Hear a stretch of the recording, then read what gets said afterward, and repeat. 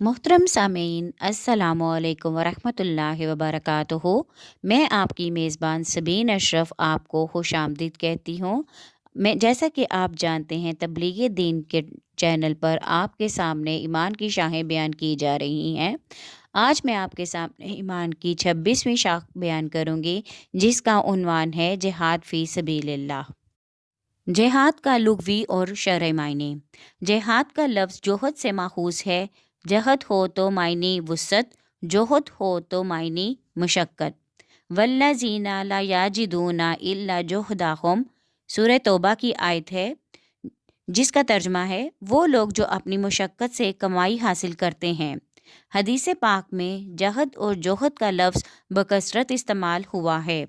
जिहाद दुश्मन से कताल को कहते हैं। अल्लाह ताला इरशाद फरमाता है, सूरह हज में आया है, अल्लाह की राह में दुश्मनों से इस तरह कताल करो जैसे कताल का हक है। हदीस पाक में है, फ़तह मक्का के बाद हिजरत नहीं है, लेकिन जिहाद और नीयत है। जिहाद का मायने दुश्मनों से जंग करने में अपनी पूरी ताकत और वुसअत को खर्च करना, नीयत अल्लाह के लिए इखलास अमल को कहते हैं। जिहाद की 3 सूरतें हैं। ज़ाहरी दुश्मन से जिहाद करना, शैतान से जिहाद करना, नफ्स से जिहाद करना, और ये तीनों किस्में इस आयत में दाखिल हैं।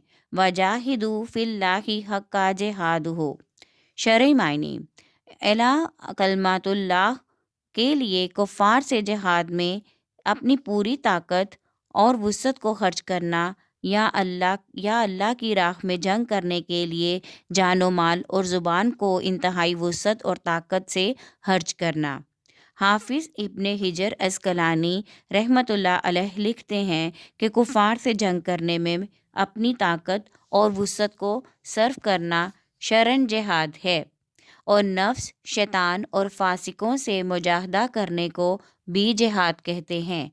उमूरे दीन का इल्म हासिल करना, फिर उस पर अमल करना, उसकी तालीम देना मुजाहदा शैतान है। जानो माल और दिल से कुफ़ार के साथ फासिकों की मुखालफत करना मुजाहदा फसाक है। जिहाद में मसरूफ़ रहने वालों की हौसला अफजाई के लिए रब ताला ने फरमाया, सूरह अनकबूत में आता है, और जो बुलंद हिम्मत मसरूफ़ जिहाद रहते हैं, हमें राज़ी करने के लिए हम उन्हें अपनी राहों की हिदायत करेंगे। इस्लाम में जिहाद की अहमियत व फ़जीलत। कुरान पाक में सूरतुल निसा में इरशाद बारी ताला है, तुम्हें क्या हो गया है कि अल्लाह के रास्ते में जिहाद नहीं करते। सूरतुल निसा में एक दूसरी जगह इरशाद बारी है, और जो शख्स अल्लाह की राह में लड़े फिर मारा जाए या गालिब आ जाए, हम उसे अजर अजीम देंगे। सूरतुल इनफाल में आता है, और लड़ते रहो उनसे यहाँ तक कि कोई फसाद बाकी ना रहे और पूरे का पूरा दीन अल्लाह के लिए हो जाए। सूरतुल तौबा में आता है, बेशक अल्लाह ताला ने खरीद ली हैं ईमानदारों से उनकी जानें और उनके माल, उस इवज़ में कि उनके लिए जन्नत है। लड़ते हैं अल्लाह की राह में, बस कत्ल करते हैं और कत्ल किए जाते हैं। सूरह मुहम्मद में आता है, और जो लोग अल्लाह की राह में मारे गए, अल्लाह उनके अमाल ज़ाया नहीं होने देगा। सूरतुल सफ़ में आता है, बेशक अल्लाह ताला उन मुजाहिदों से मोहब्बत करता है जो उसकी राह में जंग करते हैं, सफ़े बांध कर गोया के वो सीसा पिलाई दीवार हैं। सूरतुल इनफाल में आता है, ए नबी सल्लल्लाहु अलैहि वसल्लम, आप मोमिनीन को क़िताल करने के लिए तैयार फरमाएं। हजूर सल्लल्लाहु अलैहि वसल्लम की तरबियत से हर सहाबी ही मुजाहिद था। हजूर सल्लल्लाहु अलैहि वसल्लम ने फरमाया, खुदा की राह में जिहाद उसका है जो सिर्फ इसलिए लड़े कि खुदा की बात ही बुलंद हो। जिहाद क़यामत तक जारी रहेगा। सबसे बेहतर और अफजल जिहाद ये है कि जुल्म और जोर की हुकूमत के सामने अदल व इंसाफ की बात कही जाए। जिस शख्स ने मसल्ला जिहाद ना किया और ना ही अपने दिल में उसकी तमन्ना की, तो वो नफाक के एक बड़े हिस्से को ले मरा। ابن مسعود رضی اللہ تعالیٰ عنہ سے روایت ہے، کہتے ہیں میں نے رسول اللہ صلی اللہ علیہ وآلہ وسلم سے پوچھا کہ اللہ تعالیٰ کو سب سے زیادہ کون سا عمل محبوب ہے؟ فرمایا نماز کو وقت پر ادا کرنا۔ عرض کی پھر کون سا عمل؟ فرمایا والدین کے ساتھ نیکی کرنا۔ عرض کی پھر کون سا؟ فرمایا الجہاد فی سبیل اللہ۔ حضور صلی اللہ علیہ وآلہ وسلم سے پوچھا گیا کہ کون سے مومن کا ایمان زیادہ مکمل ہے؟ فرمایا جو اپنی جان اور اپنے مال کے ساتھ اللہ کی راہ میں جہاد کرتا ہے، اور اس آدمی کا جو کسی گھاٹی میں رہ کر اللہ کی عبادت کرے اور لوگوں کو اس سے کوئی برائی نہ پہنچے۔ ایک صحابی رضی اللہ تعالیٰ عنہ نے سیاحت کی اجازت مانگی تو آپ صلی اللہ علیہ وآلہ وسلم نے فرمایا میری امت کی سیاحت اللہ کے راستے میں جہاد کرنا ہے۔ حضرت ابو ہریرہ رضی اللہ تعالیٰ عنہ بیان کرتے ہیں کہ نبی اکرم صلی اللہ علیہ وآلہ وسلم نے فرمایا جو شخص بھی اللہ کی راہ میں زخمی ہوتا ہے، اللہ کو خوب علم ہے کہ اس کی راہ میں کون زخمی ہو رہا ہے۔ وہ قیامت کے دن اس حال میں اٹھے گا کہ اس کا زخم بہہ رہا ہوگا، اس کا رنگ خون کی طرح ہوگا اور اس کی خوشبو مشک کی طرح ہوگی۔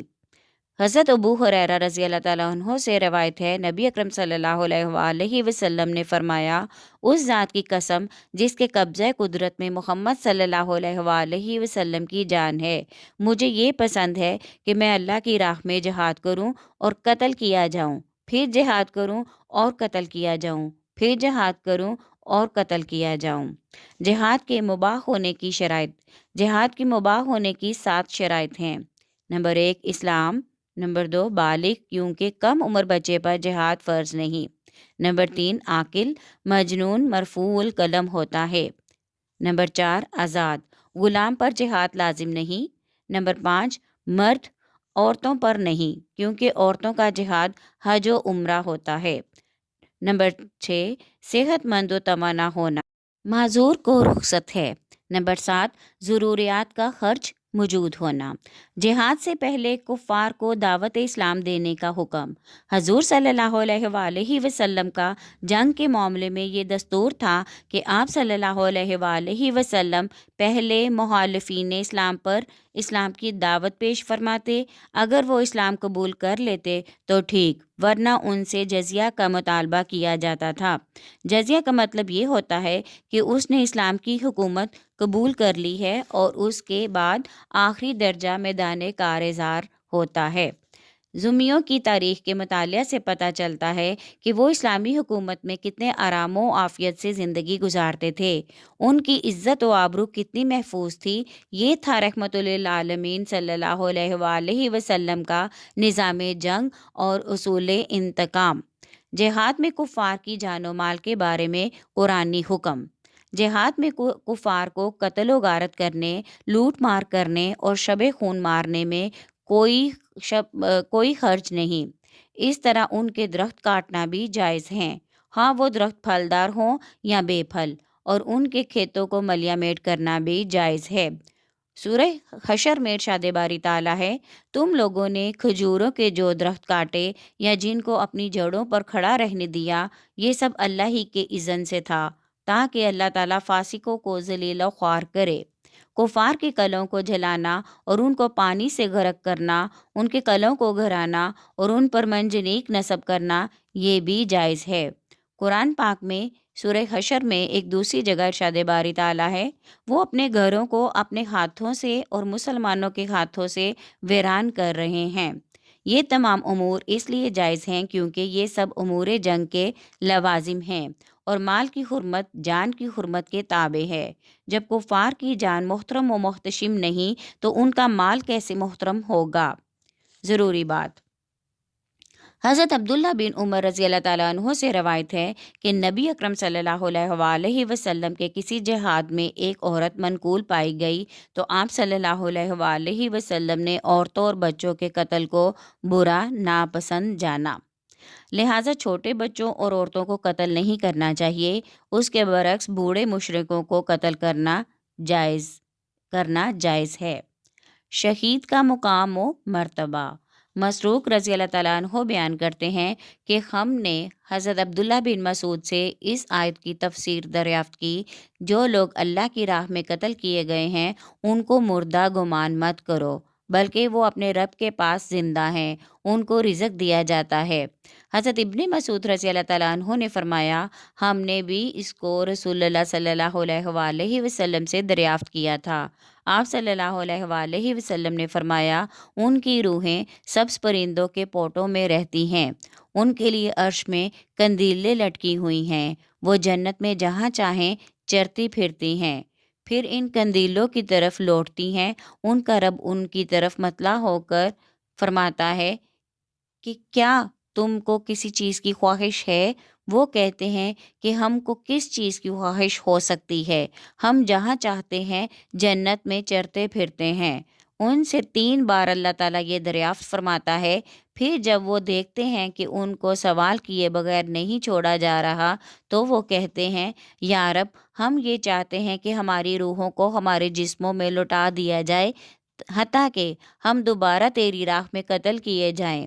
پھر جب اللہ تعالیٰ یہ دیکھے گا کہ ان کو کوئی حاجت نہیں ہے تو پھر ان کو چھوڑ دیا جائے گا۔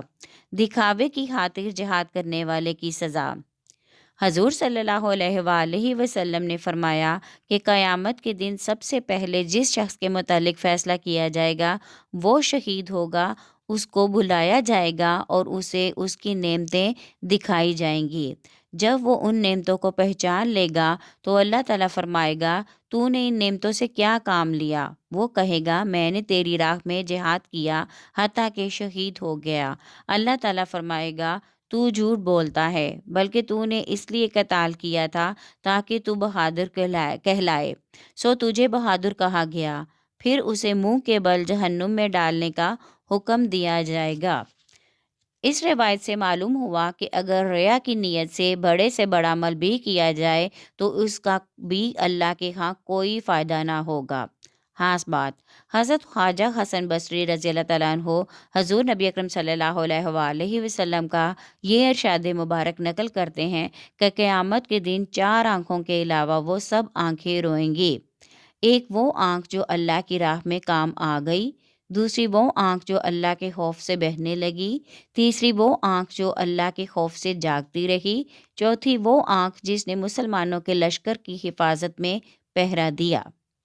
امید ہے آج کی آڈیو آپ کو پسند آئے گی۔ پسند آئے تو لائک کریں، شیئر کریں اور کمنٹ میں اپنی رائے کا اظہار ضرور کریں، اور چینل کو سبسکرائب کرنا ہرگز نہ بھولیے گا۔ شکریہ۔